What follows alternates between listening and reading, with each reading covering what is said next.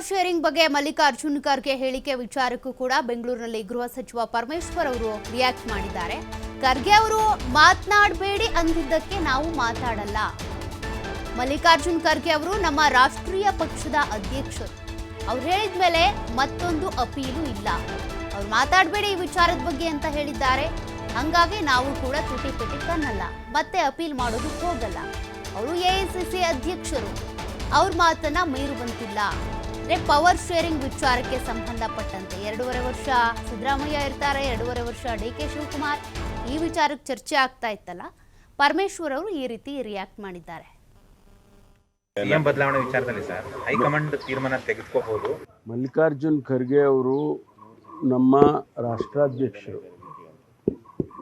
ಅವರು ತೀರ್ಮಾನ ಮಾಡಿ ಅವರು ಹೇಳಿದ ಮೇಲೆ ಮತ್ತೊಂದು ಅಪೀಲ್ ಇಲ್ಲ. ಆದ್ದರಿಂದ ಅವ್ರು ಹೇಳಿದ ಮೇಲೆ ಅದನ್ನು ನೀವು ಅಷ್ಟಕ್ಕೆ ಬಿಟ್ಟರೆ ಒಳ್ಳೇದು.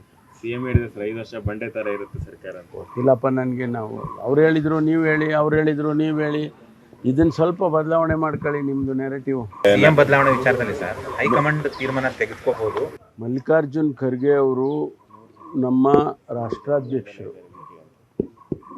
ಅವರು ತೀರ್ಮಾನ ಮಾಡಿ ಅವರು ಹೇಳಿದ ಮೇಲೆ ಮತ್ತೊಂದು ಅಪೀಲ್ ಇಲ್ಲ.